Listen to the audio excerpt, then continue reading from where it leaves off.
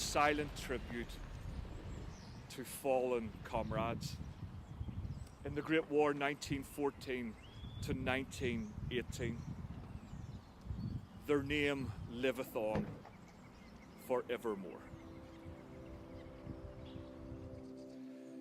Not far from where you're sitting this morning is a memorial to those who died and laid down their lives in the First World War. We're surrounded by streets, and we stand at the centre of those streets, and the streets have names.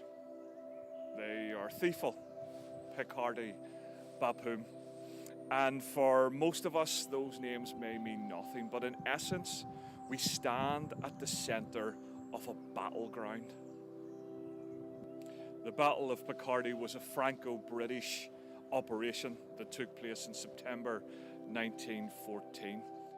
And Bapaume, the 21st of August to the 1st of September 1918. It was the second phase of the Battle of Amiens, a British offensive often taken to be the turning point of the First World War on the Western Front.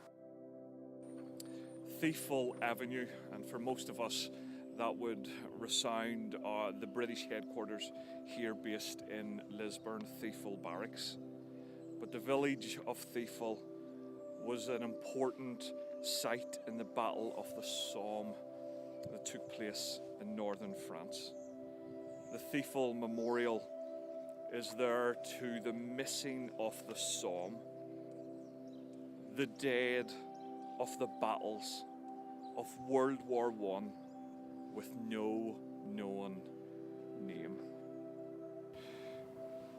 Albert Drive, the Battle of Albert 1918, took place on the 21st of August through to the 22nd of August, and it would lead to the Second Battle of the Somme. For those who died, those who we know their name, and those who have no name, we remember them.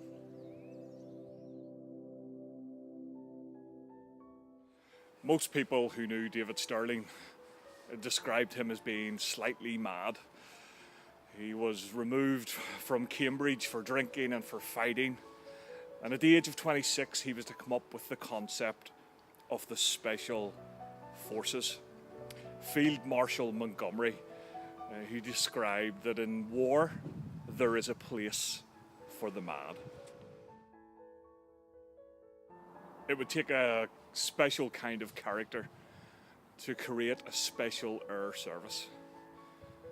He would be a man who would face many setbacks, but despite that, his 60 misfits would go on to change what we would understand as warfare forever. Stirling, the son of Brigadier General Archibald Stirling of Kerr, was born in 1915. He was educated at Ampleforth and Trinity College, Cambridge. 6'5" Stirling was training for an attempt to climb Mount Everest when war broke out in 1939. He joined the Scots Guards and in June 1940 volunteered for the new number 8 Commando. The squad was disbanded, but Stirling was convinced that a small team of highly trained soldiers with the advantage of surprise could be effective. He went straight to the top with this idea. This team was so effective that Field Marshal Rummel went on to name Stirling the Phantom Major. Stirling went on to be knighted in 1990 and sadly passed away later that year at the age of 75. Outside his home, there is a statue to commemorate his courage.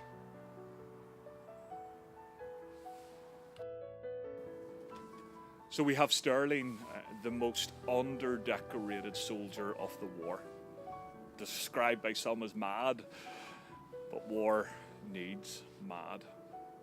War needs the brave. War needs the courageous. Around us, we have explored some street names. We have explored through that some battles and some individuals. But today, we remember them all. We don't remember just names on streets. We remember people. We remember sons, daughters, fathers, and mothers. We remember those who went on to pay the ultimate sacrifice so that today we could be free. Today, we remember them.